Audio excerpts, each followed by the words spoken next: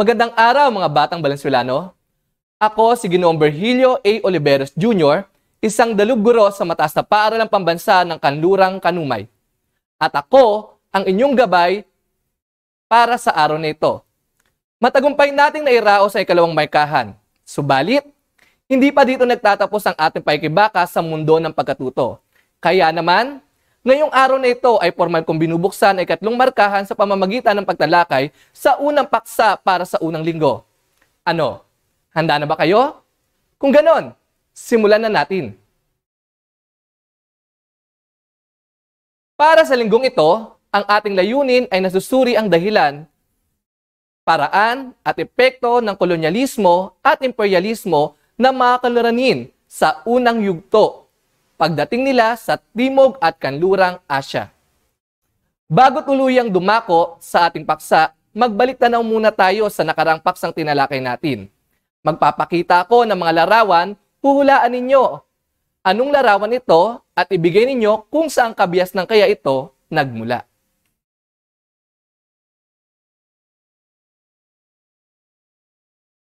Para sa unang larawan, ano kaya ito at saan kabias ng kaya ito galing? Ang 10 segundo ay magsisimula na.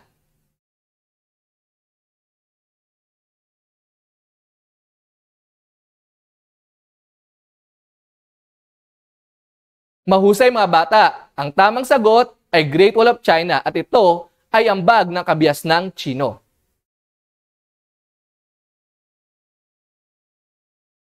Para sa ikalawang larawan, ano kaya ito at saan kabias na ito kaya galing?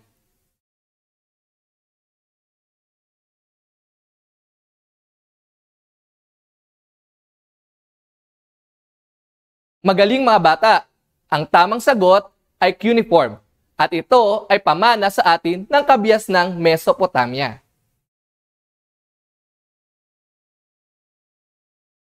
Para sa ikatlong larawan, ano kaya ito at saan kabias ng kaya ito galing?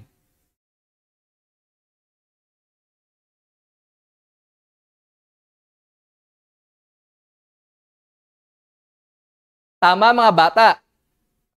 Ito ay Vedas at ito ay mula sa kabias ng Indus. Para sa ikaapat na larawan, ano kaya ito at saan kabias ng kaya ito galing?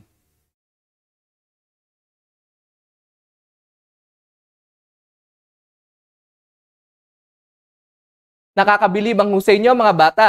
Ito ay Hanging Garden of Babylon at ito ay mula pa rin sa kabias ng Mesopotamia. At para sa uling larawan, ano kaya ito at saan kabias ng kaya ito galing?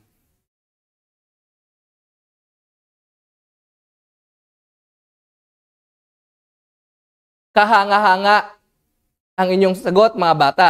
Ito ay woodblocks printing at ito ay pamana sa atin ng kabias ng Chino.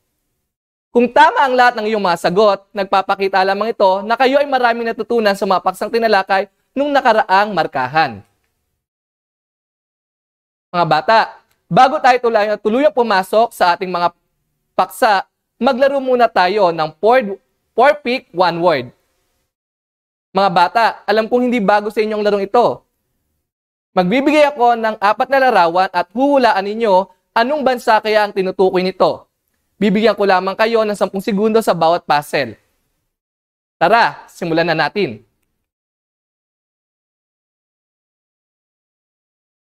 Para sa unang puzzle,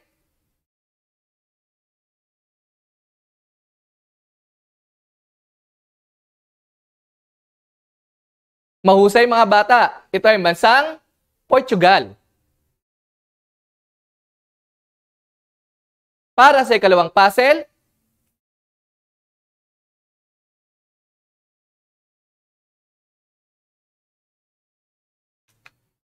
magaling mga bata, ito ay bansang Spain. Para sa ikatlong puzzle,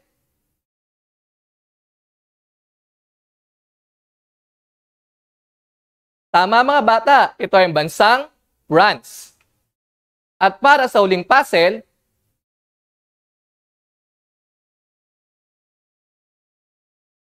magaling mga bata, ito ay ang bansang Netherlands.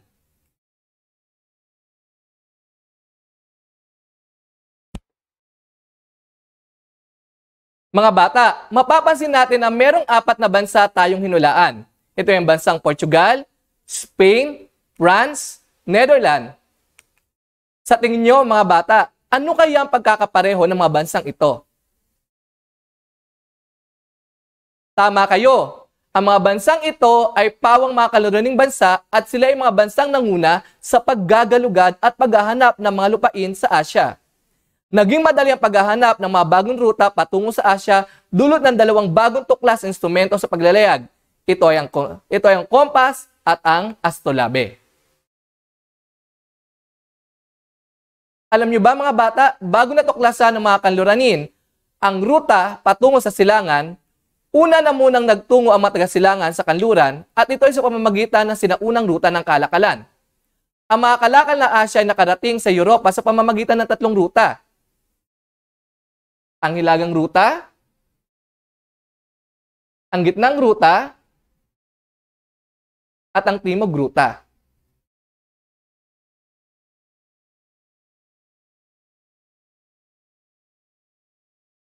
Ang hilagang ruta ay nagsimula sa Peking, na kilala bilang Beijing ngayon. Binabagtas ng mga disyerto sa gitnang Asya, dumadaan sa mga lungsod na Samarkand at Bukhara. Tinatawid ang Caspian Sea at Black Sea at nagtatapos sa lungsod ng Constantinople.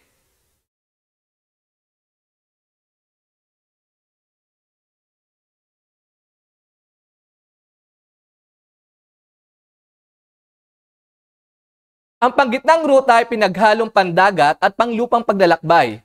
Mula sa India, ang mga kalakal ay dinadala ng mga sasakyang pandagat hanggang sa Hormuz sa Persian Gulf. Mula rito, ang mga kalakal ay nihatid sa pamamagitan ng mga kamelyong bumabiyahe patungo sa mga lungsod ng Antioch, Aleppo at Damascus.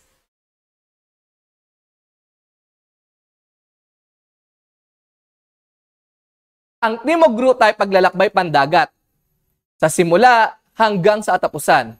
Mula sa India, babagtasin ang Indian Ocean, baybayin ng Arabian, tuloy sa Red Sea hanggang sa Cairo, Alexandria sa bansang Egypt.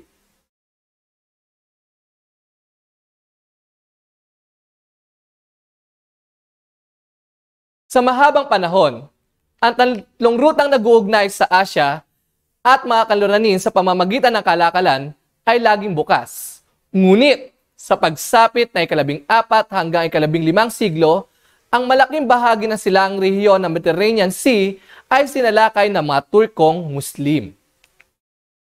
Ang matagumpay na pananalakay nagbigay sa Turkong Muslim na kapangyarihan sa mga rutang pangkalakalan patungo sa Asya. Tangi ang mga mangangalakal sa mga lungsod ng Italia ang pinapayagan na mamili sa mga daungan nila. Nagtakda ang mga Turkong Muslim ng mga bagong patakaran na hindi kapakipakinabang sa karamihan ng mga kanluranin at mga ngalakal mula sa Asya. Tanging Italyano lamang ang nakikinabang sa bagong pamamalakad sapagkat dinadala ng mga Italyano ang mga kalakal sa Asya, sa kanlurang Europa. Pinagbibinla ang mga produkto sa mataas na presyo dahil alam nila na lubos ang kasabikan at kinalulugda ito ng mga tao. Ilan sa mga produkto ito ay pampalasa, pampreserba at gamot.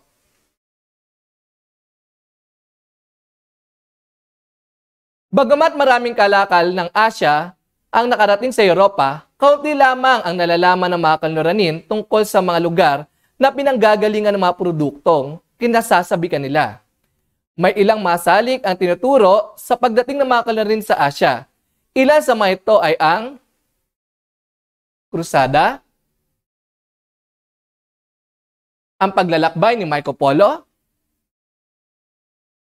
ang Renaissance, ang pagbagsak ng Constantinople, at ang merkantilismo. Isa-isahin natin to mga bata. Ang mga krusada ay isang kilusan na nilusad ng simbahan at ng mga Kristiyanong hari upang mabawi ang banal na lugar, ang Jerusalem sa Israel. Hindi man lubusan nagtagumpay ang krusadang ito, marami pa ding mabubuting na idudulot nito. Nagkaroon na ugnayan ng mga Europeo sa silangan at nakilala nila ang mga produktong silangan tulad ng pampalasa, mamahaling bato, pabango, seda, tela, porselana, prutas, at iba pang nakabibighani sa mga Europeo. Dahil dito, maraming Europeo ang nagka-interes na makarating sa Asya at marami sa kanila ang naghanap ng panibagong ruta. Ito ang naging daan para magka-interes ang malaking bansa sa Europa na sakupin ng ilang lugar o bansa sa Asya. Si Marco Polo, isang Italyano adventurero, mangalakal na taga-Venice. Siya ay nanirahan sa China sa panahon ni Kublai Khan ng dinastiyang Yuan ng higit 11 taon. Sa panahong ito, siya ay nagsilbing tagapayo ni Emperador Kublai Khan, lalong-lalo na sa kalakalang palabas. Nakarating siya sa Tibet, Burma, Laos, Java, Japan, at pati sa Siberia.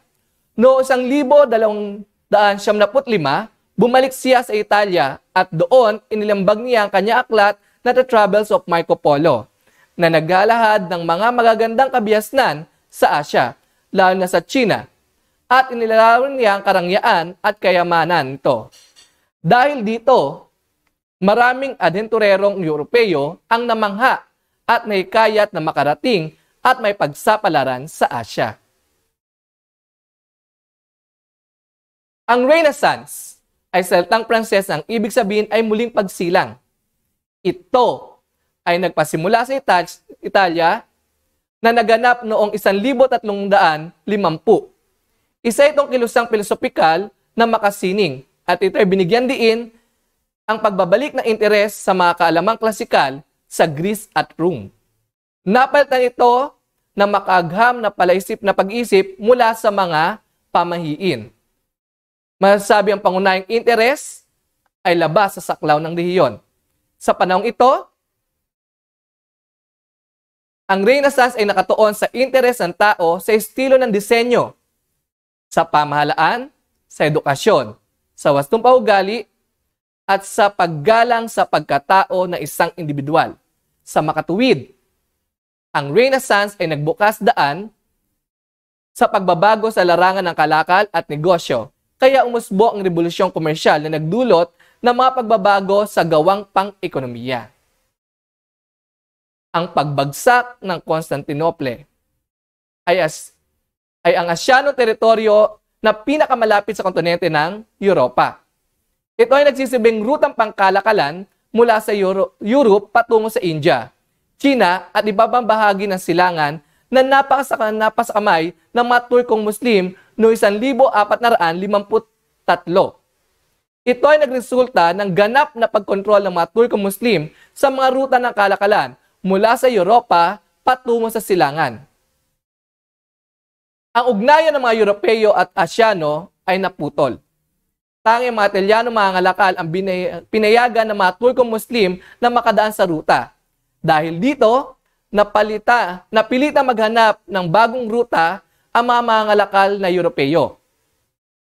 Pinangunahan ito ng mga Portuges na sinundan ng Spanish, Dutch, English at French.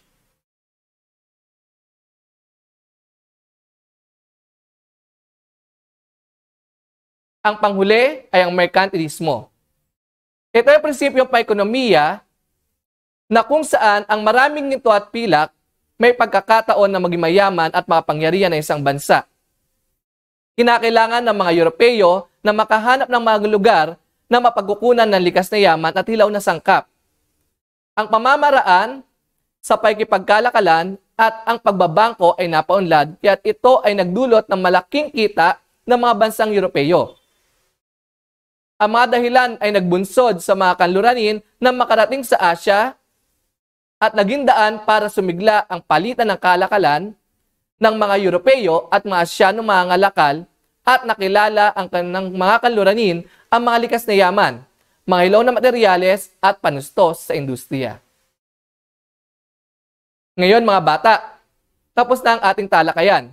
Nais kong subukin ang inyong mga natutunan sa paksang aking tinalakay.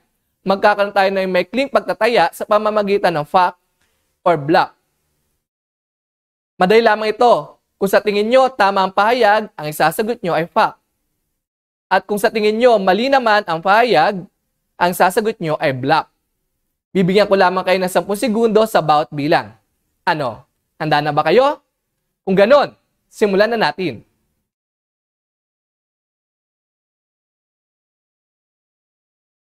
Bilang 1. Ang krusada ay isang kilusang inilunsad ng mga Muslim upang mabawi ang banal na lugar, ang Jerusalem sa Israel.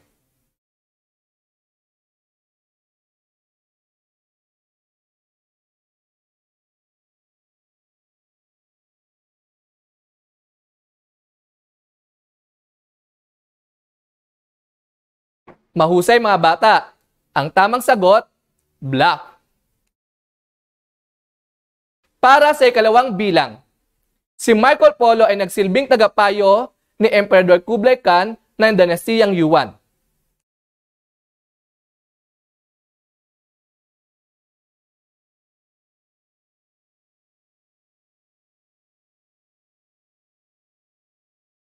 Magaling. Ang tamang sagot ay fact. Para sa ikatlong bilang, ang Renaissance ay nagsimula sa Italia na isang kilusang pilosopikal na makasining at nagbigay diin sa pagbabalik interes sa kaalamang klasikal sa Greece at Rome.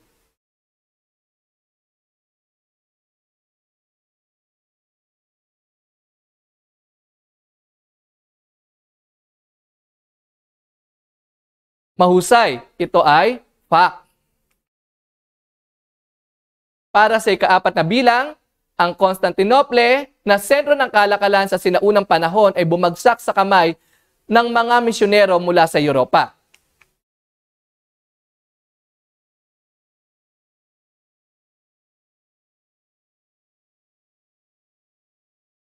Magaling! Ang tamang sagot ay block. At para sa huling bilang mga bata, ang merkantilismo ay isang prinsipyong pang-ekonomikal na kung saan ang batayan ng yaman at kapangyarihan ng isang bansa ay sang-ayon sa dami ng kanilang produkto.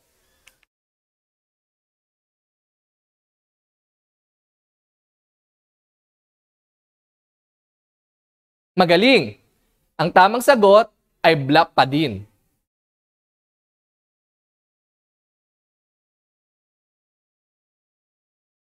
Sa lahat na nakakuha ng tamang sagot, binabati ko kayo. Sa inyo ay pinakitang husay. Para sa inyong takdang aralin, nais ko kayong gumawa ng isang reflection paper na tumutukoy sa kaisipan na nakapaloob sa tanong na, sa iyong palagay, ano ang naging dahilan ng pananakop ng mga bansa sa Timog at Kanlurang Asya?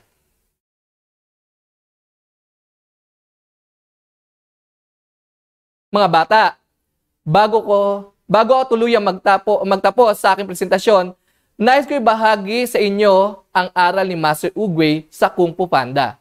Sinabi niya kay Po na yesterday is history, tomorrow is a mystery, but today is a gift. That is why it's called present.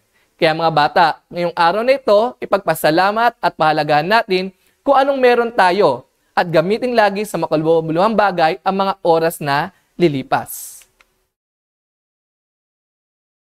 Nais ko din pasalamatan ang mga aklat, module, at website na pinagkunan ko ng mga impormasyon, datos, at larawan para mabuo ang aking presentasyon. Muli, ako si Ginoong Virgilio Oliveros, hanggang sa susunod nating pagkikita. Paalam!